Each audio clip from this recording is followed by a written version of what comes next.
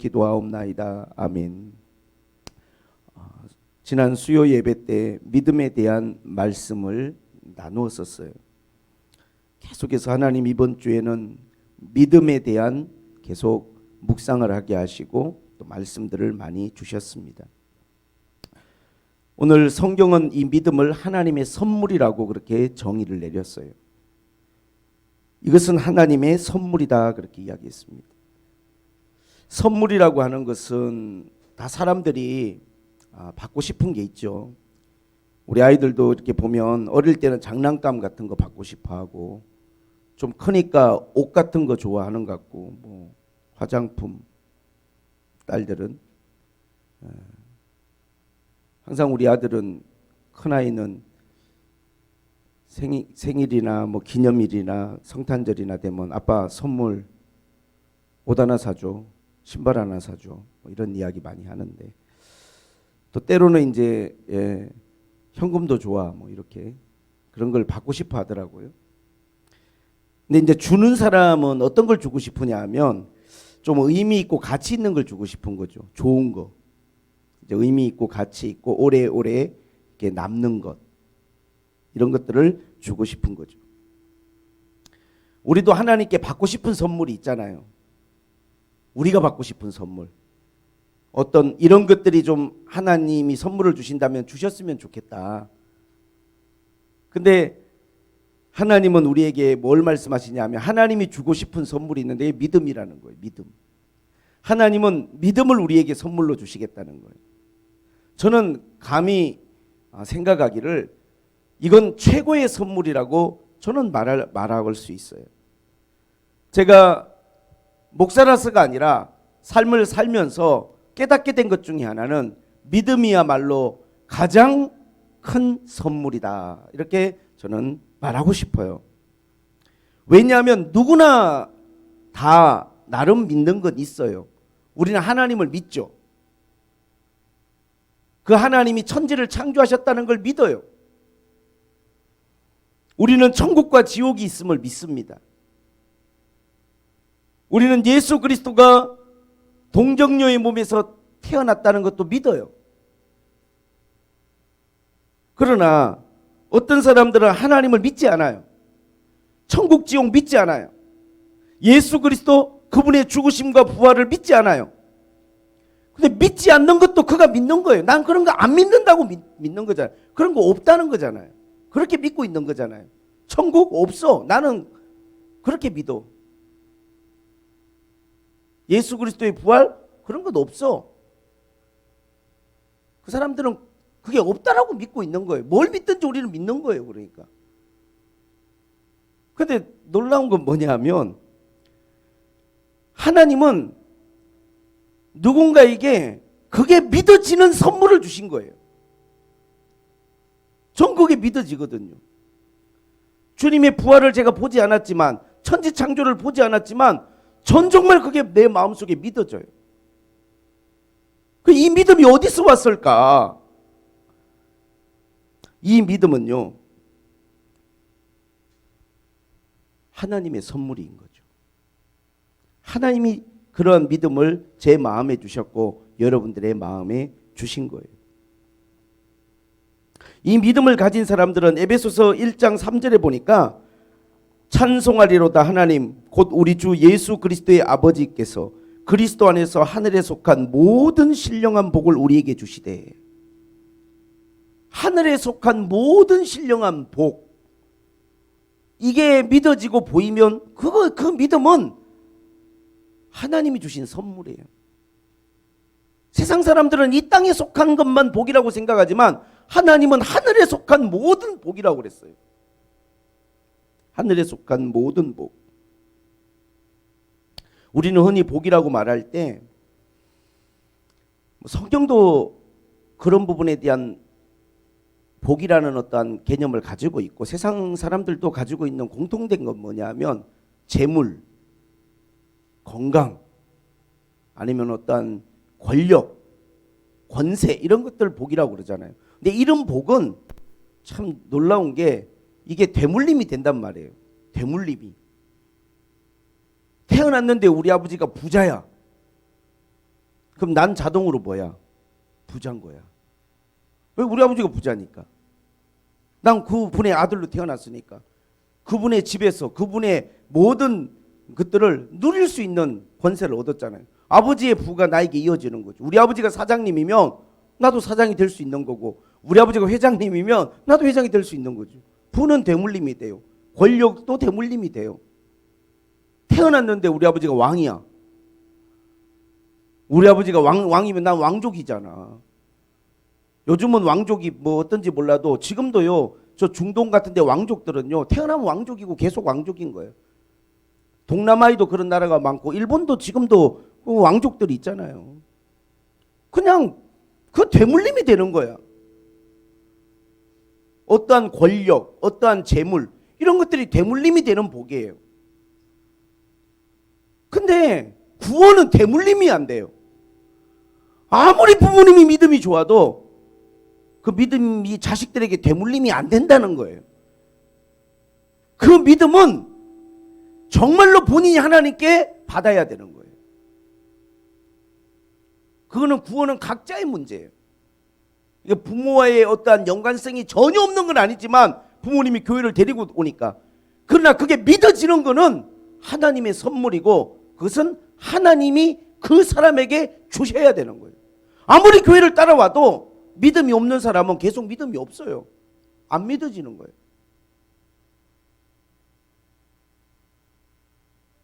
그래서 저는 이게 정말 큰 복이구나. 왜? 다른 건 되물림이 되는데 이건 정말 되물림도 안 되고, 이건 정말 하나님이 나에게 주셔야만 내가 가질 수 있는 구원은, 믿음은 그런 부분이기 때문에 이건 진짜 큰 복이다. 그렇게 생각을 해요. 하늘에 속한 것들을 우리가 바라볼 수 있는 것은 진정한 믿음이죠. 믿음이 없이는 이 하늘에 속한 신령한 복을 바라볼 수 없어요. 영생, 구원, 이러한 우리가 가치들을 생각할 수 없는 거죠. 5절에 보니까 그 뜻대로 우리를 예정하사 예수 그리스도로 말미암아 자기의 아들들이 되게 하셔. 우리가 하나님의 자녀들이 되었다. 하나님의 자녀가 되었다. 이건 믿음으로만 느껴지는 거예요. 뭐 그렇다고 해서 우리의 뭐 몸에 뭐 문신이 새겨지는 것도 아니고, 우리가 믿었다고 해서 다른 어떤 증거가 나타나는 건 아니지만, 내가 하나님 자녀가 되었다는 걸, 그것을 우리가 믿고 그게 믿어지는 것이, 이게 놀라운 은혜예요. 7절에 보니까 우리는 그리스도 안에서 그의 은혜의 풍성함을 따라 그의 피로 말미암아 속량 곧 죄사함을 받았다. 내가 죄사함을 받았다는 것이 믿어지는 것도, 그것은 하나님의 놀라운 은혜예요. 나같이 부족한 사람이, 나같이 실수를 많이 하고 죄를 많이 짓는 사람이 예수 그리스도의 보혈로 말미암아 속량을 받은 거예요. 값을 다 지불한 거야. 목사님, 저 어제도 죄를 지었는데 그 어제 지은 죄까지도 주님이 다 속량했어. 주님이 값을 지불했는데 얼마만큼 지불했냐 하면, 여러분이 지금까지 지은 죄와 더불어 여러분이 앞으로 지을 죄에 대해서까지도 주님이 값을 다 지불했어요. 그렇기 때문에 나와 여러분들이 예수 그리스도를 의지하고 그분의 보혈의 그 가치를 의지하고 나아가면, 우리는 주님 앞에서 죄사함을 받았고, 그 주님의 구원에, 그 주님의 놀라운 은혜에 도달할 수 있는 거예요. 이게 믿어지는 것이, 이게 깨달아지는 게 다 은혜예요. 근데 이것은 행위에서 난 것이 아니다 그랬어요. 여러분, 믿음이라는 게 하늘에 속한 게 깨달아지고, 죄사함을 받은 게 깨달아지고, 내가 하나님 자녀가 된 게 깨달아지고, 뿐만 아니라 여기 보니까 1장 18절에 너희 마음의 눈을 밝히사 부르심의 소망이 무엇이며 성도 안의 기업의 풍성함이 무엇이며 그 힘의 능력으로 역사하심을 따라 믿는 자들에게 베푸신 능력이 무엇인지를, 이런 것들이 다 믿어지는 것이 놀라운 주님의 은혜예요. 이게 부르심의 소망이 느껴지고, 하나님이 우리에게 주실 기업, 우리에게 주실 그 엄청난 하나님의 하나님이 주실 그 선물과 축복에 대한 것들이 믿어지고, 우리가 믿음으로 기도하고 믿음으로 나아갈 때 하나님이 역사해 주실 게 막 믿어지고 이런 것들이 믿어진다는 게 은혜고 이게 하나님이 주신 선물이에요. 이거는 우리의 행위에서 난 게 아니야. 다시 말하면 우리가 이거를 지식적으로 연구하고 공부하고 아무리 노력하고 노력해서 박사가 되고 석학이 되고 세계 최고의 여러분이 지식인이 된다 할지라도 믿음에 도달할 수 없어요. 연구하고 공부해 봤더니 그 신령한 것들이, 그 하늘에 속한 것들이, 그 영적인 것들이 나는 연구를 통해서 깨달아지더라. 이런 일은 없다는 거예요. 사람이 지식을 쌓아서 얻을 수 있는 게 아니야. 믿음은 사람이 이것은 재물을 쌓아서 얻을 수 있는 게 아니에요. 아무리 돈이 많아도, 아무리 세계적인 기업의 사장님이 되고 회장님이 되고, 아무리 많은 재물을 가져도 그 재물로 이 믿음이 깨달아지지 않아요. 그건 얻을 수 없는 거예요. 뿐만 아니라 내가 왕이 되고 황제가 되고 세상의 모든 권력을 다 장악한다 할지라도 이 믿음의 세계가 그 사람에게 전혀 깨달아질 수 없는 거예요. 그래서 힘으로 되지 않는 거예요. 행위로 되지 않는 거예요. 오직 이건 하나님이 선물로 주시는 거예요. 이게 믿어진다는 게. 하나님의 창조가 믿어지고 그 하나님의 영적인 세계가 나는 믿어진다. 이건 하나님의 선물이에요. 그래서 여러분들 선물을 바라시려면 이 선물을 하나님 앞에 바라세요. 하나님, 저도 이게 믿어지고 저도 이게 느껴지고 저도 이걸 볼 수 있는 그러한 하나님 선물을, 이 믿음의 선물을 나에게도 주세요. 이게 최고의 복이에요. 아무리 다른 걸 많이 가지고 있다 할지라도 이 믿음을 가지지 않은 사람들은요 절대로 이 세상에서 걱정 근심에서 벗어날 수 없어요. 돈이 많다고 권력이 많다고 여러분 걱정은요 그 사람들이 더 많이 하고 있어요. 이무연 목사님이라는 목사님이 계시는데 다음 세대를 위한 사역을 많이 하시더라고요. 징검다리 선교회 뭐 이렇게 사역을 하시면서 이 목사님 간증에 제가 되게 많이 은혜를 받았어요. 엄마가 딱 태어났는데 술집인 거야. 엄마가 술 장사를 하고 계시는 거야. 아버지는 또 술을 좋아하시고 위로 3명의 누나 형들이 있고 자기 넷째로 막내로 태어났는데 한 번도 우리 엄마가 대달라고 한 적도 없는데 우리 아빠가 대달라고 한 적도 없는데 누가 술집에서 태어나고 싶었겠어요? 그런데 그렇게 태어난 거야.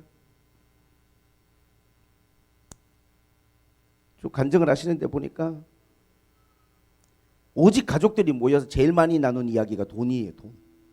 어떻게 하면 돈을 많이 벌까? 어떻게 하면 돈을 벌까? 그래서 자기는 학교를 다닐 때 항상 성적은 꼴등이었고 대학은 포기하고 어떻게 하면 돈을 벌까 밖에 생각을 안 했대. 왜냐하면 항상 가족들이 돈 이야기만 하니까. 엄마 장사하고 돈.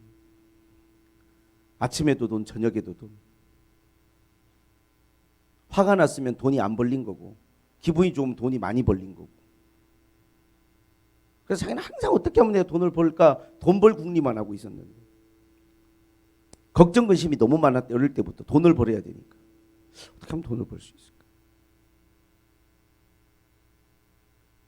학교 가도 공부를 못하니까 인정을 안 해주고 관심조차도 안 가져주고 집에서도 넷째니까 이제 TV 채널조차도 자기한테는 돌아온 적도 없고 딱 한 대 있는데 아빠, 엄마, 형, 누나들 다 채가고 자기는 그냥 항상 그렇게. 고등학교 2학년 때인가 학교 형이 교회 가자고 해가지고 정말 가기 싫었는데 아무도 안 믿는 집에서 하도 이야기를 해서 정말 딱 한 번만 따라가기로 하고 갔는데 뭔가 끌림이 있더래요. 뭐가 끌림이 있었냐 하면 선생님이 예뻤대. 그래서 예쁜 선생님이 자기한테 잘해주더래. 처음으로 그런 잘해주는 사람이 이렇게 있다는 느낌. 그리고 무조건 자기를 너무 좋아하더래. 뭐지 이게? 이런 느낌을 받아본 적이 없어가지고 좋아하니까 자기는 그냥 괜히 좋더래. 그래서 수요일도 오라 해서 가고 금요일도 오라 해서 갔대. 왜냐하면 자기를 좋아하니까 기분이 좋더래요. 교회 선생님이. 열심히 가다가 그때는 본인 말로 그 누님을 믿었다고. 주님을 믿은 게 아니라. 근데 교회 수련회를 가가지고 거기서 열심히 기도하다가 주님에 대해서 알게 되고 주님을 만난 거예요. 주님을. 여전히 공부는 못하고 대학에 대한 소망은 없고, 근데 자기가 은혜를 받고 그랬는데 막 목사님이 계속 열방을 주시리라 그러는데 열방이 뭔지도 모르겠고, 자기는 돈 벌어야 되는데 맨날 그런 막 비전을 심어주시는데 정말 되도 않는 이야기를. 그래서 이제 교회를 다니면서부터는 대학에 대한 생각을 하게 되고, 시험을 볼 때 떨어지고 자기는 대학이랑 이제 목사니까 대학원을 졸업하니까 15년 걸려서 졸업해. 15년을 학교를 다녔대. 공부도 못하고 한 번도 장학금을 받은 적이 없대. 그렇게 기도를 했는데도. 그리고 대학을 딱 졸업했더니 학자금 대출이 막 7년 동안 갚았대. 그거 6년인가? 그래서 결혼을 했는데 전세자금 대출을 지금 현재 갖고 있는 중인데 이걸 또 다 언제 갚을지를 모르겠대. 근데 놀라운 게 있더라는 거예요. 놀라운 게. 자기는 늘 열방을 위하여 기도하고 막 말도 안 되는 마음에 전혀 와닿지도 않는 열방을 품고 막 기도하라고 맨날 그래갖고 세미나 갈 때마다 집회 갈 때마다 열방 그랬는데, 어느 날 보니까 자기가 목사님이 됐고 성교회 회장 대표가 됐고, 자기 아이가 딱 지금 자기가 교회 다닐 때 17살 나이래. 근데 놀라운 게 작년에 세계 10개국에서 자기한테 강의 요청이 왔대요. 중요한 건 영어를 못하니까 영어를. 그때 열방의 의미를 알았으면 영어 공부라도 해둘 걸. 그때는 너무 그런 말이 와닿질 않아가지고, 그때는 그런 말이 너무 와닿질 않아가지고 하나 준비도 안 하고, 심지어 남들 졸업한 대학도 15년 걸려서 졸업했는데, 근데 40대 어느 순간에 딱 보니까 자기가 그 위치에 있더라는 거예요. 여러분, 믿음에 대해서 오늘 제가 여러분에게 지금 하는 이야기를 여러분 진심으로 잘 들으셔야 됩니다.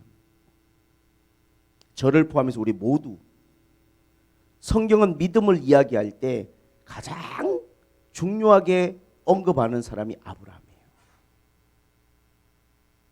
믿음을 여러분 알고 이해하려면 아브라함에 대한 여러분들이 그 삶을 이해해야 돼요. 진짜 믿음이란 게 뭐냐? 사도 바울은 로마서 4장에서 이 아브라함에 대한 이야기를 꺼냈어요. 이 4장에 보게 되면 아브라함에 대한 이야기를 하면서 많은 민족의 조상으로 하나님이 세웠다 그랬어요. 그가 믿은 하나님은 죽은 자를 살리시며 없는 것을 있는 것으로 부르시는 이시다 그랬어요. 다시 말하면 아브라함은 하나님을 부활의 하나님이요 창조의 하나님으로 믿었어요. 죽은 자를 살리시고 없는 것을 있는 것처럼 부르시는 하나님이라고 믿었어요. 그러면서 아브라함의 믿음에 대한 이야기를 하는데 중요한 세 가지 단어가 나와요. 18절에 아브라함이 바랄 수 없는 중에 바라고 믿었으니 이는 내 후손이 이와 같으리라 하신 말씀대로 많은 민족의 조상이 되게 하려 하심이라. 그가 100세나 되어 자기 몸이 죽은 것 같고 사라의 태가 죽은 것 같음을 알고도 믿음이 약하여지지 아니하고 그랬어요. 여러분, 아브라함의 믿음은요, 아브라함의 믿음은 믿음이 약하여지지 않았다 그랬어요. 믿음이 약하다는 말은 뭘까요? 여러분의 믿음은 어떠세요? 그럼 반대로 믿음이 강하다는 것도 뭘까요? 믿음이 강하다는 것은요, 뭐냐면 나를 바라보거나 현실을 바라보는 것이 아니라 하나님을 바라보고 그분의 약속을 바라보는 것이 믿음이 강한 거예요. 성경이 그랬잖아요. 아브라함이 바랄 수 없는 중에 바라고 믿었다는 거예요. 왜 바랄 수 없는 중에 바라고 믿었느냐? 그가 100세나 되어 자기 몸이 죽은 것 같음을 알고 아내 사라의 태가 죽은 것 같음을 알고도 믿음이 약해지지 않았다는 거예요. 현실은 몸이 죽은 것 같아요.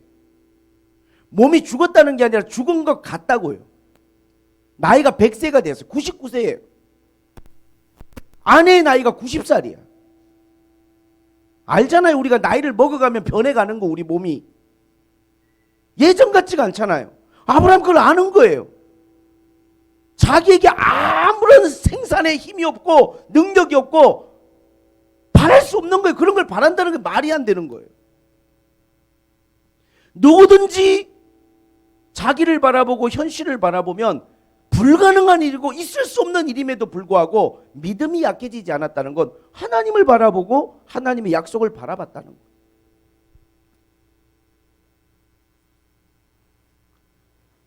믿음이라고 하는 것은요, 바라보는 거예요. 믿음이 약한 사람들은 항상 뭘 바라보느냐 하면 자신을 바라보고 현실을 바라봐요. 나를 바라보면 답이 있어요, 없어요? 답이 없어요. 답이 없어요. 내가 나를 알잖아요. 나를 바라보면요, 능력이 없어요. 나한테 그런 능력이 없어요. 자고 있는 아이들 이렇게 보세요. 무한한 책임감을 부모로서 느끼지만 답이 없어요. 이 치열한 전쟁터 같은 세상 속에서 우리 아이들을 바라보면 너무 답답하고 힘들어요. 막 소망이 넘치는 게 아니잖아요.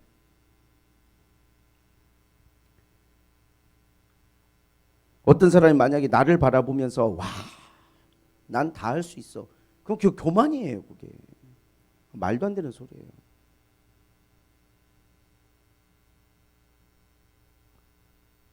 믿음이란 건 뭐냐면 자꾸 하나님을 바라보고 하나님의 약속을 바라보는 거예요.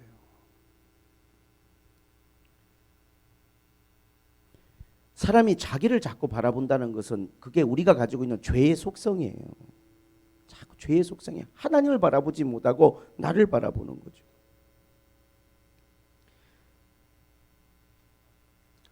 자기를 바라보는 사람들의 특징이 자꾸 자기 자신을 많이 묵상한다고 그러더라고요. 자기를 묵상하지 마세요. 자기를 묵상해봤자 우울함만 찾아와. 우울함만 찾아온다고. 자꾸 자기 자신을 바라보고 이렇게 아이들 바라보면서 묵상을 하다 보면요, 막 우울해져. 히브리서 12장 2절은 뭘 우리에게 이야기합니까? 믿음의 주여 온전케 하시는 예수를 바라보라 그랬어요. 예수님은 믿음의 주님이고 온전케 하시는 분이에요. 나를 바라보면 바랄 수가 없고 나를 바라보면 우리에게는 그런 능력과 힘이 없고 답이 없어요. 그러기에 우리는 끊임없이 주님을 바라보고 주님의 약속을 바라보는 것, 그것이 뭐냐 하면 바라봄이 믿음이에요.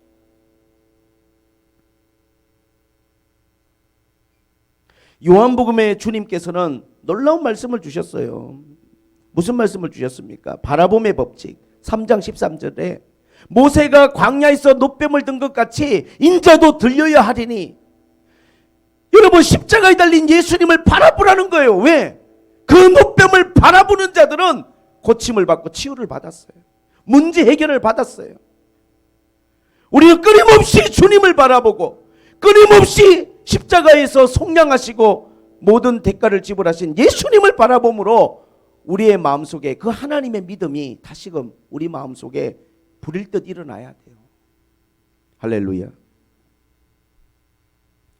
저는 그 이무현 목사님의 간증이 너무 은혜가 된 게, 아무도 믿지 않는 가정에서, 아무도 믿음에 어떠한 동기부여를 하지 않는 그 가정 속에서 학교 형이 교회 가자는 그 말에 이끌려서 교회 가서 이 믿음의 선물을 받은 거잖아. 자기가 17살 될 때까지 했던 건 걱정밖에 없대. 맨날 걱정만 했대. 나이도 어린데. 근데 교회를 갔더니 성경 어디에도 걱정하지 마라, 아니 걱정이 되는데 걱정하지 말라고 계속 이야기하니까 이게 말이 앞뒤가 안 맞잖아요. 여러분 걱정이 많으시잖아요. 나는 우리 성도들 기도하고 상담하고 하면서 다 걱정 근심이 너무 많은데 성경은 두려워하지 마라, 걱정하지 마라. 그럼 어떻게 하라는 거예요? 주님만 바라보라는 거예요.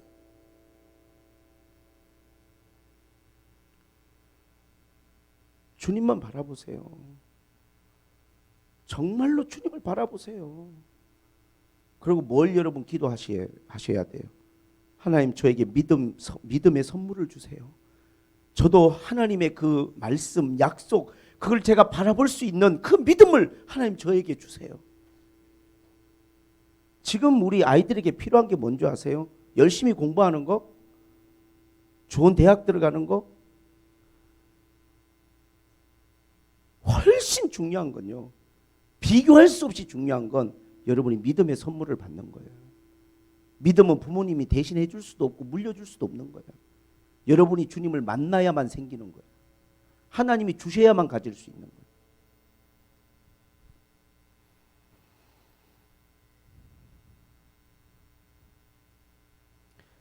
그래서 교회 다니면서 걱정하기보다는 열심히 교회 다니고, 진짜 열심히 교회 다니고, 근데도 신기한 게 성적이 안 오더래. 여전히 공부는 그냥 완전히 그냥 제로더래. 너무 기초가 없으니까. 시험도 몇 번을 떨어져 가지고 지방대 들어가 가지고, 근데 지금은요, 오라는 나라가 너무 많고, 아주 훌륭한 교회 담임 목사님이에요. 사람의 미래를 누가 알아요? 아브라함이 100세나 되어 가지고 너는 많은 민족의 조상이 될 것이라, 이게 말이 돼요? 믿음은 뭡니까? 말이 안 되는 거예요. 그렇지만 우리가 하나님을 바라보고 하나님의 약속을 붙들고 있는 거예요. 할렐루야. 주님 어떤 주님입니까? 부활의 주님이고 창조의 주님이에요. 주님이 마음을 먹으시면 주님은 살려내시고, 주님은 없는 것을 있는 것처럼 하나님 만드시는 분이세요. 우리가 그 하나님을 믿는 이 믿음은, 이건 우리의 행위에서 나오지 않기 때문에 이게 하나님이 주시는 너무나 귀한 선물이에요. 근데 참 우리가 성경에서 아이러니한 건, 아브라함이 정말 이렇게 하나님의 말씀에 대해서 믿음이 약해진 적이 없을까요? 아니요. 창세기를 보면 믿음이 막 엄청 약해져 가지고 아브라함이 그냥 포기했어요. 86세에 그냥 이스마엘을 낳아버렸다니까. 그게 뭐예요 그게? 믿음이 약해진 거야. 안 믿어지는 거야. 여러분, 아브라함이 믿음의 조상이 된 건요, 그 본인이 대단한 게 아니고 그 하나님의 은혜예요. 하나님의 은혜. 믿음이 약해질 때마다 하나님이 오셔서 말씀해 주셨어요. 아브라함아, 네 아내를 통하여 내가 하나님의 뜻을, 약속을 이룰 거야. 사실 오늘 우리가 하나님 앞에 예배하면서 우리의 믿음이 좀 약해져서, 우리의 믿음이 약해지면 자꾸 우리는 걱정 근심이 많아져요. 그 믿음이 약해졌다는 그게 방증이에요. 믿음이 약해지면요, 자꾸 나를 바라봐요. 내 나이, 내 재산, 뭐 내 현실, 이런 것들을 바라보면요, 바랄 수가 없는 거야. 아무것도 바랄 수가 없는 거예요. 현실이 그렇잖아요. 그때마다 하나님 우리의 믿음을 강하게 해주시기를 원하세요. 믿음이 강하여져야 돼. 믿음이 강해진다는 건 뭘까요? 나를 바라보는 게 아니라 주님을 바라보고, 나를 바라보고 현실을 바라보는 게 아니라 주님을 바라보고 그분의 말씀, 그분의 약속을 바라보는 거예요. 이게 믿음이 약해지지 않고 강해지는 거예요. 그리고 아브라함은요, 여기 보니까 믿음이 없어 하나님의 약속을 의심치 않고 그랬어요. 우리의 마음속에 의심이 찾아오는 거. 우리가 신앙생활 하다 보면 뭔가 기다렸는데도 이루어지지 않고, 하나님 앞에 기도했는데도 응답이 안 되면 믿음에 대한 뭐가 찾아오냐면 의심이 찾아오잖아요. 의심이.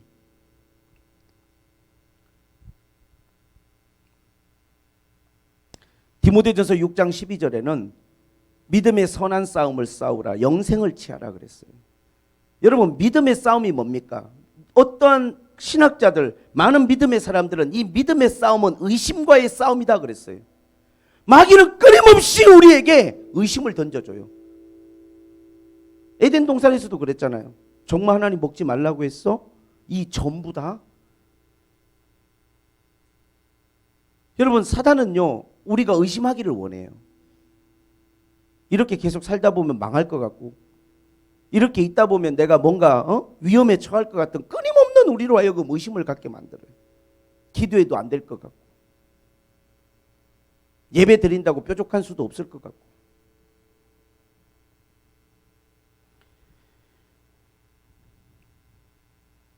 우리가 싸워야 될 게 뭐냐면요, 의심과의 싸움이에요. 하나님의 약속을, 하나님의 말씀을 의심 없이 믿는 것. 누군가는 우리가 싸워야 될 유일한 싸움이 있다면 그건 믿음의 싸움이다. 그렇게까지 이야기했어요. 다른 걸 싸우지 말고 믿음을 지키려고 싸워야 돼요. 이 믿음을 지키려고.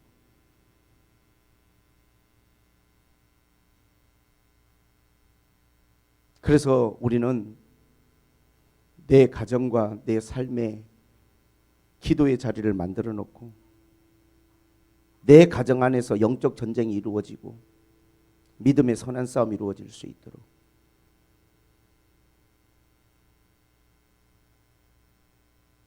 하나님 앞에 무릎을 꿇고 하나님의 약속을 의심하지 아니하고 하나님을 의지하고 하나님을 바라보는 사람들에게 주시는 하나님의 구원과 하나님이 때를 따라 주시는 하나님의 놀라운 은혜들을 제가 끝까지 붙들고 갈 수 있도록 하나님 저에게 의심이 아닌 확신을 주시고 하나님 믿음을 달라고 우리는 하나님 앞에 기도해야 돼요. 아브라함은 의심치 않았다 그랬지만 창세기의 아브라함은 그렇지가 않아요. 아브라함은 의심했어요. 99세에 하나님이 오셔서 네 아내가 이제 낳을 거다 그랬을 때 아브라함이 웃었어요. 아브라함이 웃음의 의미는요, 뭡니까? 어이가 없어서, 기가 막혀서, 말이 안 되니까. 아브라함이라는 사람이 믿음의 조상이 된 건요, 그 사람의 행위에서 나온 게 아니고 하나님이 주신 선물이에요. 그가 약해질 때마다, 그가 의심할 때마다 하나님이 오셔서 그의 믿음을 강하게 해주시고 믿음을 온전케 해주셔서, 그래서 아브라함이 결국에는 어떠한 믿음의 사람이 되었느냐? 순도 100%의 믿음, 정말 의심치 않고 약해지지 않는. 사도 바울은 아브라함이 가졌던 믿음의 모든 과정 속의 연약함은 전부 다 삭제했어요. 저는 참 구약의 인물과 신약의 인물을 조명하는 방식이 이렇게 다르다는 게 너무 놀라워요. 저는 그렇게 생각이 됩니다. 우리의 삶 가운데 부족한 것도 있고 잘한 것도 있지만요, 우리가 최후 승리를 얻게 되면요, 여러분의 부족한 것 언제 그랬냐는 듯이 하나님 다 지워주실 줄로 믿습니다. 내가 순간순간 약했고, 내가 순간순간 의심했고, 내가 순간순간 원망했고, 내가 하나님 앞에 바로 살지 못했던 모든 것들 여러분 믿음으로 승리하시고 나중에 하나님 앞에 바로 서게 됐을 때는 하나님이 그 모든 것들을 하나님의 책에서 지워주시고, 오늘 아브라함을 이렇게 높게 평가해 주시듯이 나와 여러분이 그래도 끝까지 믿음의 싸움을 싸우고 주님을 바라보고 승리한 것을 기억하시고 우리의 믿음을 인정해 주실 것을 저는 믿습니다. 할렐루야. 저는 간절히 기도하고 기도했어요. 앞으로 기도할 거예요. 우리 다음 세대, 우리 자녀들에게 하나님이 믿음을 주시기를 저는 기도합니다. 스스로 무릎 꿇을 줄 알고 자기의 창조자를 찾고 기도할 수 있고 죄와 싸울 수 있는 그런 믿음을 우리 아이들에게 하나님이 주시기를 원합니다. 우리 성도들에게 주시기를 원합니다. 믿음이라고 하는 것은 끊임없이 하나님을 바라보는 것이고, 나를 바라보는 건 믿음이 아니에요. 그럼 믿음이 약해지죠. 사람을 바라보고 현실을 바라보면 믿음이 점점 약해져요. 믿음이 점점 약화됩니다. 그러나 하나님을 바라보고 하나님의 말씀을 바라보고 눈을 들어 주님을 바라보면 우리의 믿음은 강해져요. 할렐루야. 그리고 우리의 마음속에 의심은 사라집니다. 더 하나님 앞에 우리가 믿음으로 나아갈 수 있는 거죠. 마지막으로 여기 보니까 믿음이 견고하여져서 그랬어요. 믿음이 견고하여져서. 맨날 그냥 흔들리는 믿음이 아니라 하나님 앞에 흔들리지 않는 믿음.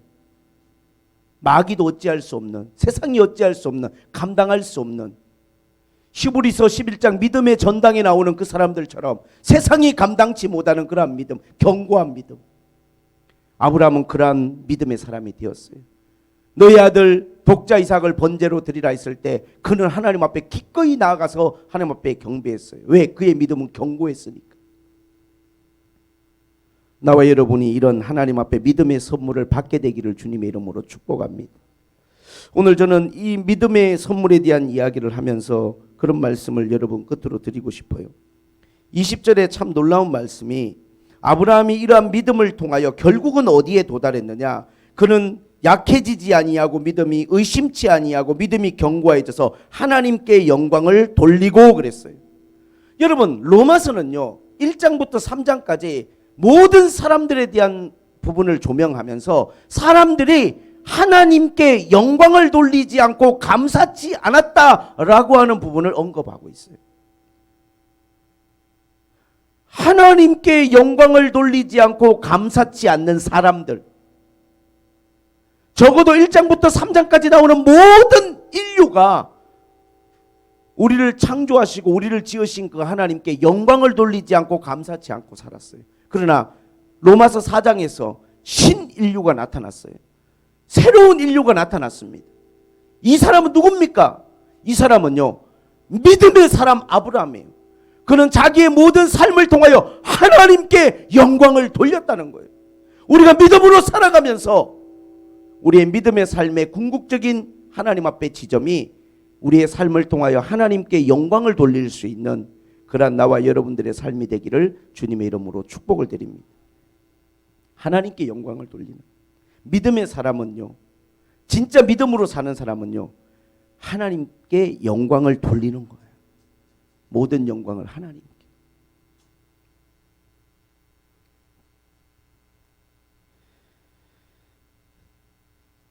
나중에 시간 되시면 이무연 목사님 간증도 한번 들어보시면 재밌어요.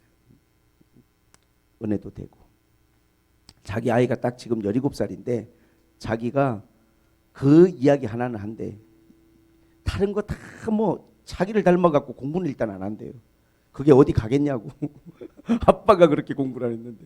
그 자기가 지금 아이에게 하는 말은 영어 공부는 해라. 영어 왜 열방을 주실지도 모르는데 내가 그게 뭔 뜻인지를 몰라가지고 그런 말 들으면서 너무 맹랑하게 들려가지고 신경도 안 쓰고 살았더니 이게 영어를 못하니까 오라는 데는 많은데 막 호주, 미국, 캐나다, 뉴질랜드 사방에서 막 초청이 들어오는데 이렇게 주실 줄 알았으면 영어 공부 다 안 하더라도 영어 하나라도 해놨을 걸. 그래서 자기 아들한테 영어 공부하라고. 나중에 어떻게 될지 모르니까 하나님이 또 축복하셨을 때 그때 후회가 되지 않게 아빠처럼 그 말 한다 그러는데 저도 우리 청소년들에게 여러분 자기 자신을 바라보지 마세요. 뭐 성적이 어떻고 저는 뭐 수학을 못하고 그런 중요하지 않아요. 정말 중요한 게 뭔지 아세요? 여러분에게 믿음이 있냐는 게 중요한 거예요. 그 하나님의 눈에 보이지 않는 세계를 볼 수 있는 믿음. 걱정 근심 속에 살아가는 게 아니라 하나님의 약속을 붙들고 하나님이 나를 도우시고 지키실 거라고 하는 그 하나님 앞에 흔들리지 않는 믿음. 그 믿음을 여러분들이 하나님 앞에 붙들면 저는 하나님이 여러분을 도우시고 지키시고 하나님이 여러분을 책임져 주실 거라고 확신합니다. 가장 좋은 선물이 뭘까요? 다른 건 다 부모가 줄 수 있어. 믿음은요 어느 누구도 대신 줄 수가 없고 하나님만 주실 수 있는 거예요. 심지어는 성령도요 이 믿음의 선물을 통하여 성령의 선물이 또 우리에게 오는 거예요. 이 믿음을 통하여 하늘에 속한 모든 신령한 복이 다 우리에게 올 수 있는 이 통로 파이프가 믿음이에요. 이 믿음의 선물을 받으면 이걸 통해서 하나님이 주시고자 하는 모든 것들이 여러분들에게 다 흘러올 수 있어요. 이 믿음을 여러분이 가지세요. 이 믿음을 위해서 기도하세요. 하나님, 이 귀한 믿음을 저에게 주세요. 이 귀한 믿음, 행위로 얻을 수 없고 노력으로 얻을 수 없는 이 믿음 저에게도 있게 해주세요. 우리 부모님들도 그렇게 기도하세요. 우리 자녀들 이번에 꼭 합격하게 해주세요. 이번에 성적이 올라가게 해주세요. 여러분, 전교 1등 하는 사람은요 2등으로만 떨어져도 엄청나게 떨어졌다고 걱정해요. 세상에 얼마나 많은 사람들이 걱정하고 사는 줄 아세요? 우리 하나님을 믿는 사람은 하나님을 믿기 때문에 그 믿음 때문에 우리가 걱정이 아니라 하나님을 의지하고 감사할 수 있고 영광을 돌릴 수 있는 거예요. 할렐루야. 하나님이 오늘 우리 샘물교회 교회 또 큰 우리가 일들을 많이 겪어냈는데 지금 우리에게 필요한 게 믿음이 아닌가 그렇게 생각합니다. 이 믿음의 선물을 우리 사랑하는 성도들의 가정마다 하나님이 부어주시기를 주님의 이름으로 축복합니다. 제가 이름을 부르지 않아도 아시죠? 여러분에게 제가 어떤 마음으로 이런 설교를 하고 있는지 진심으로 그렇게 중보하고 있고, 여러분의 마음에 그 어떠한 것보다 하나님이 믿음을 주시기를 원합니다. 자신을 바라보지 마세요. 아브라함처럼 자기에게는 어떤 답도 없어요. 하나님을 바라보는 게 이게 믿음이에요. 기도하겠습니다. 하나님 아버지, 오늘 다시 한번 우리의 눈을 들어 주님을 보게 하시고 우리의 눈을 감고 하나님 우리에게 주시는 이 믿음의 선물을 사모하는 마음을 허락하여 주옵소서.